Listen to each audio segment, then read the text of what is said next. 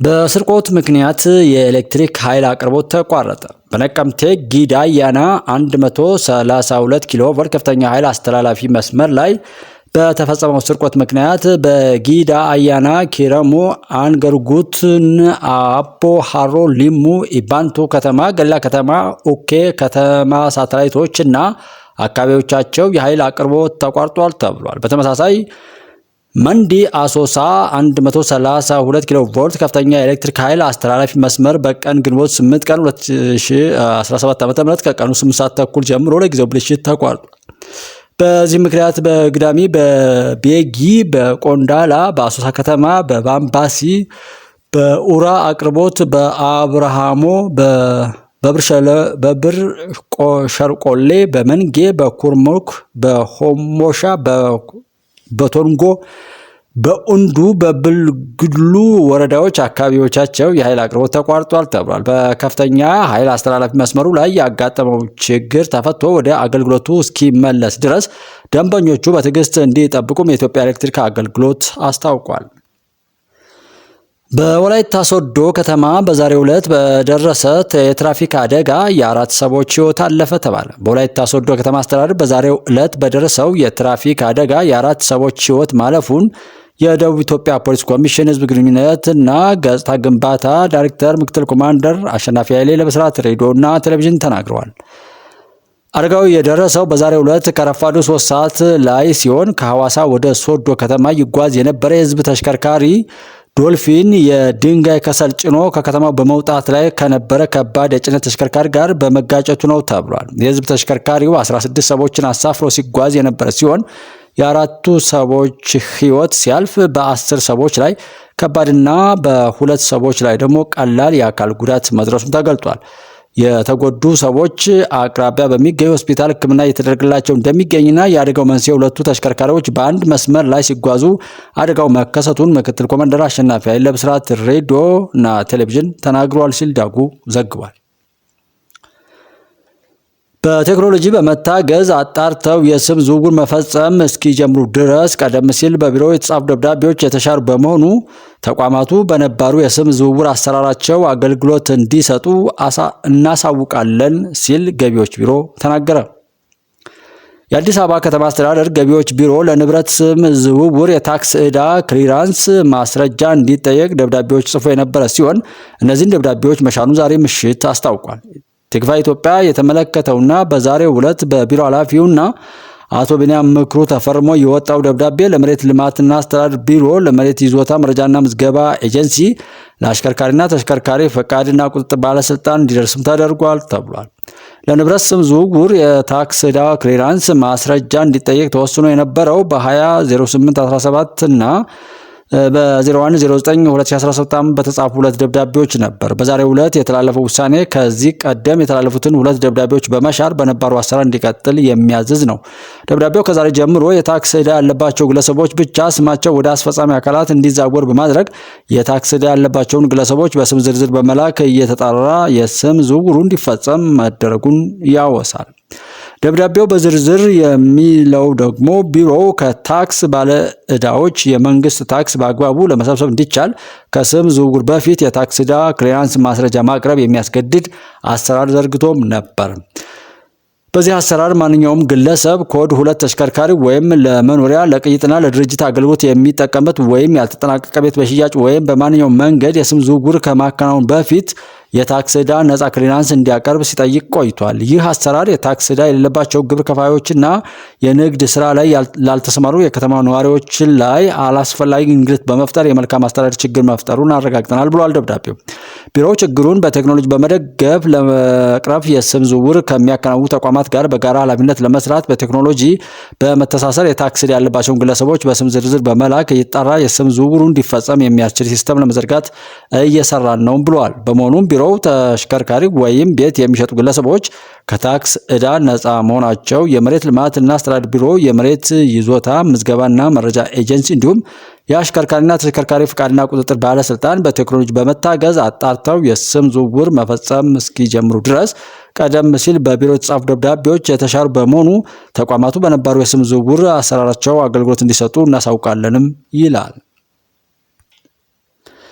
ምርጫ ቦርድ ሁለተኛ ዙር የምርጫ ጣቢያዎችን በዲጂታል ሲስተም የመመዝገብ ስራ ማከናወን መጀመሩን አስታወቀ። የኢትዮጵያ ብሔራዊ ምርጫ ቦርድ በቀጣይ ለሚደረገው የሰባተኛው ዙር ሀገራዊ ምርጫ ሁለተኛ ዙር የምርጫ ጣቢያዎችን በዲጂታል ሲስተም የመመዝገብ ስራ ማከናወን መጀመሩን አስታውቋል። ቦርዱ ለሰባተኛው ዙር ሀገራዊ ምርጫ የተለያዩ የቅድመ ዝግጅት ስራዎችን በማከናወን ላይ መሆኑን ገልጦ ከዚህ በፊት ከተካሄዱት ምርጫዎች በአፈጻጸም ቀልጣፋና ጊዜው የሚጠይቀውን ዘመናዊነት የተከተለ ለማድረግ የተሰራ መሆኑን ጠቁሟል።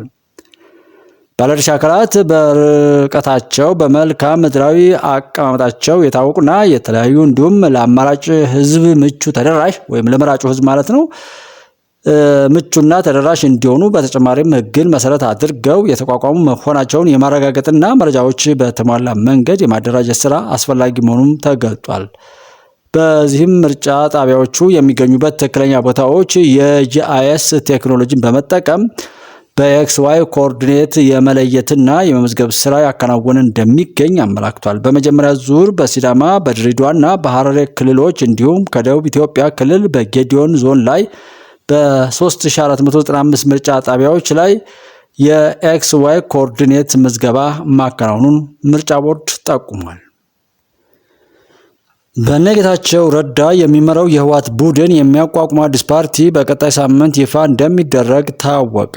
አዲስ የሚቋቋመው የፖለቲካ ፓርቲ የህወሓት መሰረዝን ተከትሎ በትግራይ ክልል ተጽዕኖ ፈጣሪ ፓርቲ ይሆናል ተብሎ የሚጠበቅ ሲሆን ይህ ፓርቲ ለቀጣይ ምርጫም ክልሉን ወክሎ ይወዳደራል ተብሎ ይጠበቃል ተብሏል።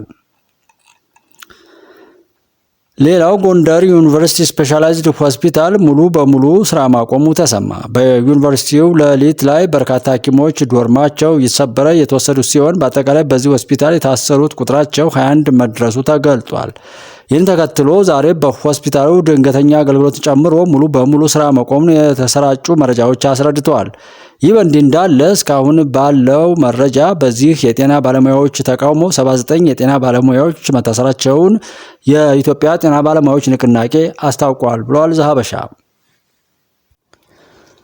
በምስራቅ አፍሪካ የመጀመሪያ የሆነው የኢትዮጵያ ቴክኖሎጂ ኤክስፖ ዛሬ ተጀመረ። በምስራቅ አፍሪካ የመጀመሪያ የሆነው የኢትዮጵያ ቴክኖሎጂ ኤክስፖ ኢቲኤክስ 2025 ዛሬ በአዲስ አበባ በአዲስ ዓለም አቀፍ ኮንቬንሽን ማዕከል ጀምሯል። በዚህ ዓለም አቀፍ ኤክስፖ ከፍተኛ የመንግስት የስራ ኃላፊዎች፣ የዘርፉ ባለሙያዎች፣ ፖሊሲ አውጪዎችና ጀማሪ የቴክኖሎጂ ተቋማት ኃላፊዎች በመክፈቻው መርሃ ግብሩ ላይ ተገኝተዋል። ከዛሬ ጀምሮ ለቀጣይ 3 ቀናት በሚካሄደው ኤክስፖ ከ200 በላይ የፌዴራልና የክልል ተቋማት ይሳተፋሉ። ከ45 ሀገራት በላይም በሁነቱ ላይ ለመሳተፍ መመዝገባቸው ታውቋል።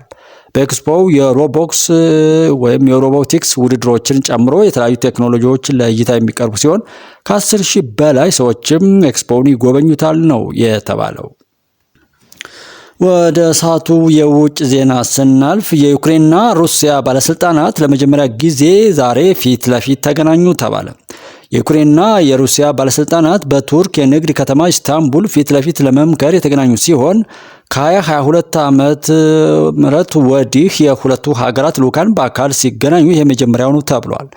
ከስብሰባው በፊት በባለስልጣናቱ ዘንድ ምንም አይነት መጨባበጥ አልነበረም እና ጥሩ ውጤት ይኖራል ተብሎ የሚጠበቀው ነገር የለም። ነገር ግን ይህ ወደፊት ለሚኖረው ውይይት አንድ እርምጃ ነው ተብሏል። የውጭ ጉዳይ ሚኒስትር ሃካን ፊዳንን ጨምሮ የቱርክ ባለስልጣናት የሰላም ድርድሩን እያመቻቹ ይገኛሉ። ቱርክ ከዩክሬን እና ከሩሲያ ጋር ጥሩ ግንኙነት ካላቸው ጥቂት ሀገራት መካከል አንዷ ነች። የቱርክ ፕሬዝዳንት ረሲብ ጣይብ ኤርዶዋን በሞስኮና በኪየቭ መካከል እነዚህን ንግግሮች ለማስተናገድ ደጋግመው ጥሪ አቅርበዋል። የሩሲያና የዩክሬን ባለስልጣናት በአንድ ክፍል ውስጥ ቢሆኑም በጣም የተራረቀ ስፍራ ላይ ተቀምጠዋል። ዜሌንስኪ የሩሲያ ልዑካን በአንድ ጉዳይ ላይ መስማማት ካልቻሉ ፑቲን ጦርነቱን ማቆም እንደማይፈልጉ ግልጽ ይሆናል ብለዋል። የኢስታንቡል ድርድር ካልተሳካ የዓለም መሪዎች ጠንከር ያለ ምላሽ እንዲሰጡ ጥሪ አቅርበዋል።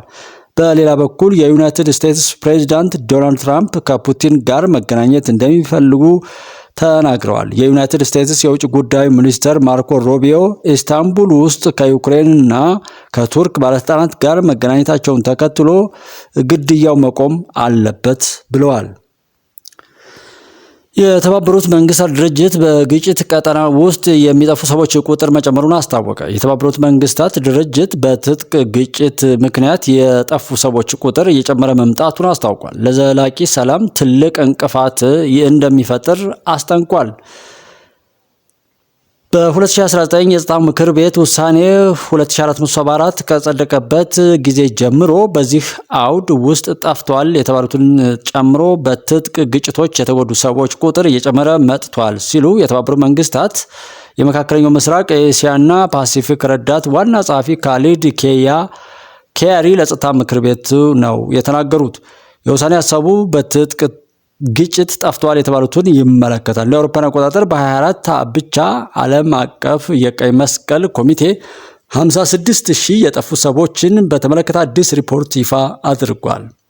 በግጭቱ ውስጥ ስለጠፉ ሰዎች ምንም አይነት አጠቃላይ መረጃ የለም፣ ነገር ግን ሁኔታው አስጨናቂ መሆኑን በበቂ ሁኔታ እናውቃለን ሲሉ ኪያሪ ገልጧል። ያልተፈቱ ጉዳዮች ከግጭት በኋላ የማገገሚያ ጥረቶችን እንደሚያጣጥሉ አጽንኦት ሰጥተው በመናገር የጠፉ ሰዎች ጉዳይ ምላሽ ሳይሰጥ ሲቀር ግለሰቦች ብቻ ሳይሆኑ መላው ህብረተሰብ ወደፊት መሄድ ይሳነዋል ሲሉም አክለዋል። ይህ ደግሞ አለመተማመን እና ምሬትን እንዲቀጥልና ዘላቂ ሰላም እንዳይመጣ እንቅፋት ሊሆን ይችላል ብለዋል። ኪያሪ አክለውም ለዓለም አቀፍ ድጋፍና ለዓለም አቀፍ ህግጋት መከበር አስፈላጊ መሆኑ አጽንኦቱን ሰጥተዋል። በጋዛ ሰርጥ በዩክሬንና በሌሎች አካባቢዎች መረጃ የማግኘት መብት በሚከለከልባቸው ታጋቾችና የጠፉ ሰዎች ጉዳይ አሳሳቢ መሆኑን ገልጠዋል። ኪያሪ የጠፉ ሰዎችም ሆነ አስክሬናቸው ወደ ሀገራቸው እንዲመለስ ጥሪ በማቅረብ የተደረሰበት 2474 የውሳኔ ሀሳብ በአስቸኳይ ተግባራዊ መሆን አለበት ሲሉም ጥሪ አቅርበዋል። የአልቃይዳ አጋር በቡርኪና ፋሶ በፈጸመው ጥቃት 200 ወታደሮች ተገደሉ። የአልቃይዳ አጋር በዚህ ሳምንት በቡርኪና ፋሶ ጦር ሰፈር ላይ ባደረሰው ጥቃት 200 ወታደሮችን መግደሉን ተናግሯል ሲል የታጠቁ ቡድኖችን እንቅስቃሴ የሚከታተል መንግስታዊ ያልሆነ ድርጅት ገልጿል። በሰሜናዊቷ ጂቦ ከተማ የሚገኘው የጦር ሰፈር እሁድ ማለዳ ላይ ጥቃት እንደደረሰበት የጸጥታ ምንጮች ለዜና ወኪል ሮይተርስ ተናግረዋል። የሟቾች ቁጥር ይፋ ባይሆንም 3 የጂቦ ነዋሪዎች ለሮይተርስ እንደተናገሩት በደርዘን የሚቆጠሩ ወታደሮችና ሲቪሎች ተገድለዋል ብለዋል። የቡርኪና ፋሶ ወታደራዊ ምንጭ ለአልጀዚራ እንደተናገረው የታጠቀው ቡድን የሟቾችን ቁጥር እያጋነነው ብሏል። በዩናይትድ ስቴትስ የሚገኘው የሳይቲ ኢንተለጀንስ ቡድን የታጠቁ ቡድኖችን የኦንላይን እንቅስቃሴ የሚከታተል ሲሆን ጥቃቱ የፈጸመው ኃይል ጃማው ኑስራት መሆኑን ገልጧል። ይህ ጥቃት የተሰማው በቡርኪና ፋሶ ታጣቂ ቡድን እንቅስቃሴ እየጨመረ በመምጣቱ ከፍተኛ ቁጥር ያላቸውን ጉዳቶች እያደረሰ ነው በሚል ከተነገረ በኋላ ነው። ድርጅቱ ቀደም ሲል በቡርኪና ፋሶ የሚገኘው የታጣቂ ቡድኑ ኃላፊ ኦስማን ዲኮ የጂቦ ከተማ ነዋሪዎች ለደህንነታቸው ሲሉ ከተማዋን ለቀው እንዲወጡ በቪዲዮ ቀርቦ ማስጠንቀቂያውን ይፋ አድርጓል። ወደ 200,000 የሚጠጉ ሰዎች ያሏትን ከተማ ለመጠበቅ ከነበሩት ዋና ዋና ወታደራዊ ማዕከሎች አንዱ ተደምስሷል። ጥቃቱ በወታደራዊ መሪዎች የሚገዙት ቡርኪና ፋሶ፣ ማሊና ኒጀር የተሰኙ 3ቱ የሳህል አገራት ታጠቁ ቡድኖች ለመቆጣጠር እየገጠሟቸው ያለውን ችግር ያሳያል። የቡርኪና ፋሶ ባለስልጣናት ስለ ወቅታዊው ጥቃት የሰጡት አስተያየት የለም ተብሏል። የትራምፕ የመካከለኛው ምስራቅ ጉዞ ትኩረት ከእስራኤል ይልቅ ወደ በለጸጉት የገልፍ ሀገራት ጥምረት መቀየሩ ተነገረ። ትርፋማ የንግድ ስምምነቶችን ከመፈረም በተጨማሪ በትራምፕ ጉዞ ላይ ትኩረት ከሳቡ ጉዳዮች መካከል እስራኤልን ላለመጎብኘት መወሰናቸው አነጋጋሪ ሆኗል። እንዲህ ያለው እርምጃ የአሜሪካ አስተዳደር ከበለጸጉ የባህረ ሰላጤ ሀገራት ጋር ለሚደረገው የንግድ ስምምነቶች ትኩረት መስጠቱና ምናልባትም በትራምፕና በኔታንያሁ መካከል ያለው ውጥረት እየጨመረ መምጣቱን የሚያሳይ ምልክት ተደርጎ ተወስዷል። የእስራኤል መሪ ከኢራን ጋር ለመደራደር የአሜሪካን ውሳኔ ቢቃወምም ትራምፕ ኔታንያሁ በዋይት ሃውስ ባደረጉት ጉብኝት ከኢራን ጋር በኒውክሌር መርሃ ግብሯ ላይ መነጋገራቸውን አረጋግጠዋል። ባለፈው ሳምንት ትራምፕ ከሁቲዎች ጋር በቀይ ባህር ላይ የተኩስ አቁም ስምምነት አውጀዋል። ስምምነቱ የየመን ቡድን በእስራኤል ላይ የሚያደርሰውን ጥቃት እንዲያቆም ግን አልጠየቀም። የትራምፕ አስተዳደር በእስራኤል ጦር ውስጥ ያገለገለውን የአሜሪካና እስራኤል ጥምር ዜግነት ያለውን ኤደን አሌክሳንደርን ለማስለቀቅ በኳታርና በግብፅ ካሉ ሸምጋዮች ጋርም ተባብሯል። የእስራኤል ሚዲያ እንደዘገበው እስራኤል ከድርድር ውጪ ሆናለች ብሏል። ትራምፕ በሶሪያ ላይ የተጣለውን ማዕቀብ ማቆሙን በማወጅ እስራኤልን በደማስቆ ከሚገኙ አዲሱ መንግስት ጋር ያለውን ግንኙነት መደበኛ እንዲሆንም ጥሪ አቅርቧል። እነዚህ ሁሉ ውሳኔዎች ከእስራኤል መንግስት እውቅና ውጪ የተደረጉ መሆናቸውም ተመላክቷል። ከ3 ዓመታት በኋላ በሚዘጋጀው የሎስ አንጀለስ ኦሎምፒክ የአየር ታክሲ ጥቅም ላይ ይውላል ተባለ። ተመልካቾች በሎስ አንጀለስ ሰማይ ላይ በመብረር በ2028 የኦሎምፒክ ጨዋታዎችን ከከተማው ከፍተኛ የትራፊክ መጨናነቅ ሊያመልጡ እንደሚችሉ የውድድሩ አዘጋጆች ተናግረዋል። ከተማዋ በምታሰናዳው የኦሎምፒክና ፓራ ኦሎምፒክ ጨዋታዎች ወቅት የአየር ታክሲ አገልግሎት ለመስጠት ከአርከር አቪዬሽን ጋር ትብብር መደረጉን አዘጋጆቹ አስታውቀዋል። ኩባንያው ተመልካቾችን ለማጓጓዝ በርካታ አውሮፕላኖችን ለመጠቀም ማቀዱን ተናግሯል ሲል ኤልኤ 28 ይፋ አድርጓል። በራሪ ታክሲዎች የረጅም ጊዜ ህልም ነበሩ ተብሏል። እንደ አውሮፓውያን አቆጣጠር በ24 በፓሪስ ጨዋታዎች ላይ ለመጀመሪያ ጊዜ ለመተግበር ታቅዶ የነበረ ቢሆንም በአውሮፓ የአየር ደህንነት ኤጀንሲ ባለመረጋገጡ የተነሳ ተግባራዊ ሊሆን አልቻለም።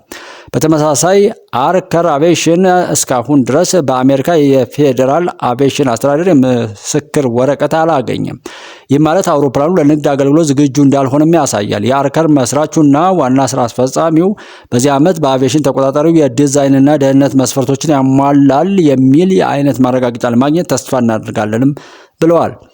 ለ2028 ጨዋታዎች የእውቅና ማረጋገጫ በጊዜ ከተሰጣቸው የአየር ታክሲዎች ከ10 እስከ 20 ደቂቃ በረራዎችን ለነዋሪዎችና ጎብኚዎች ያቀርባሉ። እንዲሁም በተመረጡ መዳረሻዎች መካከል ይበራሉ ተብሎ ይጠበቃል። እያንዳንዱ ጉዞ ምን ያክል እንደሚያስከፍል ግልጽ ባይሆንም የአርከር አቪዬሽን መስራች ዋና ስራ አስፈጻሚው አዳም ጎልድስቴይን ዋጋችን የአቡር ታክሲ ጋር መወዳደር የሚያስችል ነው ሲሉ መናገራቸውን ሎስ አንጀለስ ታይምስ ዘግቧል። ደንበኞች እንደ ኡቡር በመተግበሪያ በኩል የአየር ታክሲን መጠየቅ ይችላሉ። አውሮፕላኑ እስከ 4 ሰዎችን ማጓጓዝ የሚችል ሲሆን በተመሳሳይ መልኩ ሄሊኮፕተር በሚነሳበትና በሚያርፍበት አይነት መንገድ ይሰራል ነው ያሉት። ስነ ምግባር የሌላቸው በማለት የገለጻቸውን ቻይናውያን አገልግሎቱን እንዳይጠቀሙ ያገደው የጃፓን ሬስቶራንት እያነጋገረ ነው ተባለ። ሬስቶራንቱ በበሩ ላይ ያንጠለጠለው መልእክትም ቻይናውያን ደንበኞቹ ባለጌ ናቸው የሚል መሆኑን ተዘግቧል። መገኛውን በጃፓን ኦሳካ ያደረገው ሬስቶራንቱ በተወዳጅ ምግቦቹ የሚታወቅና በርካታ ቁጥር ያላቸው ደንበኞች ያሉት ቢሆንም የዘረኝነት ፍረጃ በሚመስል መልኩ ቻይናውያን ደንበኞቹ ላይ የወሰደው እርምጃ ቁጣን ቀስቅሶበታል። በልዩነት በተጠቀሰ ስጋ ምግቡ የሚታወቀውና ሃያሽን የሚባለው ሬስቶራንቱ በቀላል ቻይንኛ በበሩ ላይ ቻይናውያን ሰዎች ባለጌ ናችሁ፣ ስለዚህ በሬስቶራንታችን ልናስተናግዳችሁ ፈቃደኞች አይደለንም ሲል የለጠፈ ሲሆን ይህም በማህበራዊ ትስስር ገጾች ላይ የቁጣ መንስኤ ሆኗል። ምንም እንኳን የሬስቶራንቱ ባለቤቶች እንዲህ አይነቱን መልእክት እንዲያሰፍሩ ያስገድዳቸው ምክንያት በይፋ ባይገለጽም ጉዳዩ ግን በቻይናና በጃፓን የማህበራዊ ትስስር ገጾች ላይ ሰፊ ሽፋን ማግኘቱን ቻይና ሞርኒንግ ፖስት አስነብቧል። እንደ ድህረ ገጹ ዘገባ ከሆነም አንዳንድ የጃፓን ብሔርተኞች እርምጃውን የደገፉ ቢሆንም ቻይናውያን የማህበራዊ ትስስር ገጽ ተጠቃሚዎች ግን በሬስቶራንቱ ላይ ቁጣቸውን ገልጠዋል። አግላዩ አሰራር ነው ሲሉም ተደምጧል።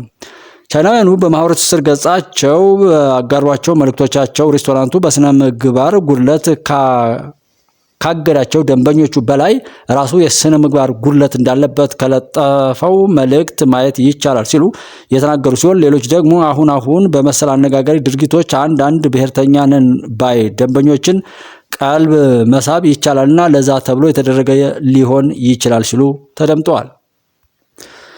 ሌላው አንድ ኮሪያዊ ሰው ከአንዲት ፊሊፒንሳዊት እናት የጡት ወተት በመግዛት ሲጠጣ የሚያሳየው ተንቀሳቃሽ ምስል ቁጣን ቀሰቀሰ። በተለያዩ ማህበራዊ ትስስር ገጾች የተጋራው ቪዲዮው ግለሰቡ በመንገድ ላይ የነበሩ እናቶች ጋር በመሄድ 500 ፔሶ ወይም $9 ገዳማ በመክፈል የጡት ወተታቸውን እንዲሸጡለት ሲጠይቅ ይታያል።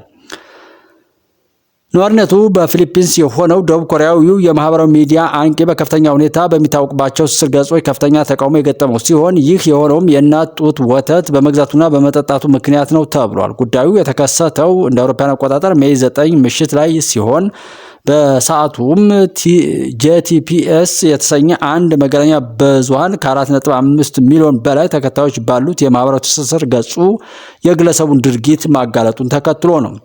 ከ4000 በላይ የተለያዩ ይዘት ያላቸው ቪዲዮዎችን በመስራት ለተመልካቾች በማቅረብ ከፍተኛ ተቀባይነት ያገኘው ግለሰቡ ምንም እንኳ ከዚህ ቀደም በቀረጻቸውና በለጠፋቸው ከ30 በላይ ቪዲዮዎቹ የእናት ጡት ወተት ሲገዛና ሲጠጣ የሚታይ ቢሆንም ብዙ ትኩረት ሰጥቶ የተመለከተው ሰው አልነበረም። አሁን ግን ጄቲቢሲ በተሰኘው ጣቢያ በሰራው የምርመራ ዘገባ የግለሰቡን ድርጊት ለማጋለጥ ቢቻልም ማንነቱ ግን እስካሁን ይፋ አለመደረጉ ተገልጿል።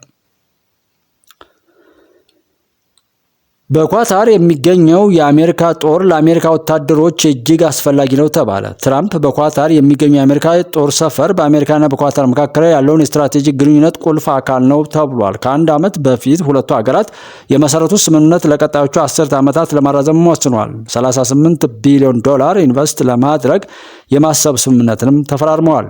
ከወታደራዊ እይታ አንጻር በመካከለኛው ምስራቅ ለሚንቀሳቀሱ የአሜሪካ ወታደሮች መሰረቱ እጅግ በጣም አስፈላጊ ነው። የስለላ መረጃን በማሰባሰብ ረገድ ከፍተኛ ጠቀሜታ አለው ተብሏል። በሌላ በኩል የኳታር አየር መንገድ 210 ያህል 787 ድሪም ላይነር እና 777 ኤክስ አውሮፕላኖችን በ$96 ቢሊዮን ለመግዛት ከቦይንግ ጋር ያደረገውን ስምምነት ትራምፕ በዱሃ በመገኘት ታሪካዊ ሲሉ አሞካሽተውታል። የዩናይትድ ስቴትስ የኢነርጂ ጸሐፊ ክሪስ ራይት ከፕሬዝዳንቱ ጋር በመካከለኛው ምስራቅ ጉብኝታቸው ላይ ካሉት የትራምፕ ካቢኔ አባላት መካከል አንዱ ናቸው። ሐሙስ ዕለት በኤክስ ላይ በለጠፉት ጽሑፍ ራይት በሳውዲ አረቢያ ትራምፕን ንግግር ዋና ጭብጥ በድጋሚ አንስተዋል። በክልሉ ውስጥ ያሉ አዲስ ትውልድ መሪዎች ሰላማዊና የበለጸገ የወደፊት ሁኔታ ለመፍጠር የቆዩ ግጭቶችና መከፋፈልን መሻገርም ያስፈልጋል ብለዋል። ፕሬዚዳንት ትራምፕ ፍጹም ትክክል ናቸው፣ የመካከለኛው ምስራቅ የወደፊት ዕጣ ፈንታ ንግድ እንጂ ትርምስ አይደለም ሲሉ ራይት ጽፈዋል።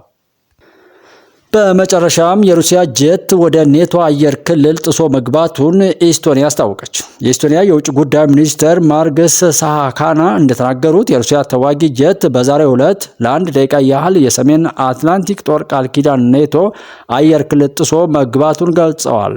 የውጭ ጉዳይ ሚኒስትሩ ሁኔታውን በጣም አሳሳቢ ሲሉ ተናግረዋል። ድርጊቱ የተፈጸመው የኔቶ የውጭ ጉዳይ ሚኒስትሮች ኢመደበኛ ስብሰባ ለማድረግ ቱርኪ በሚገኙበት ወቅት ነው።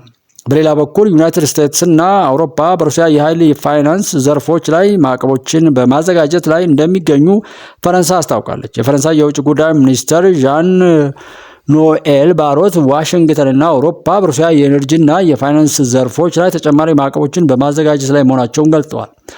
ሐሙስ ዕለት በቱርኪ አንታሊያ የባህር ዳርቻ ከተማ ከኔቶ የውጭ ጉዳይ ሚኒስትሮች መደበኛ ያልሆነ ስብሰባ በፊት ባሮት በሰጡት አስተያየት የሩሲያ ፕሬዝዳንት ፑቲን በቱርክ ኢስታንቡል ከተማ በዩክሬን ያለውን ጦርነት ለማስቆም ከሩሲያ ልዑካን ጋር ብዙ ሲጠብቅ የነበረው ውይይት ላይ ላለመሳተፍ መርጧል ብለዋል። ቱርኪ ሐሙስ ዕለት በኢስታንቡል፣ አንካራና አንታሊያ ከተሞቿ ዲፕሎማሲያዊ ውይይቶችን አስተናግዳለች። አንታሊያ ውስጥ መደበኛ ያልሆነ የሰሜን አትላንቲክ ጦር ቃል ኪዳን ኔቶ የውጭ ጉዳይ ሚኒስትሮች ስብሰባ ተከናውኗል። በአንካራ ፕሬዝዳንት ዜሌንስኪ ከፕሬዝዳንት ኤርዶሃን ጋር መክረዋል። ኢስታንቡል ውስጥ ከ3 ዓመታት በኋላ ለመጀመሪያ ጊዜ በሩሲያና በዩክሬን ልዑካን መካከል በተወሰነ ደረጃ ቀጥተኛ ንግግሮች በዶልማባቼ ቤተ መንግስት ተካሂዷል ተብሏል። የተከበራችሁ የጉባለች ቤተሰቦች ሰዓቱን ዜና በዙ ጨርሰናል። አብራችሁ ስለነበራችሁ እያመሰገን ጉባለች ኢትዮጵያን ሳብስክራይብ፣ ላይክ እና ሼር እያደረጋችሁ አብራችሁን ሁኑ። እውነት ያሸንፋል፣ ውሸት ይሸነፋል። የኢትዮጵያ ድል ይቀጥላል። ጠላቶቿ ሁሉ ይጠፋሉ።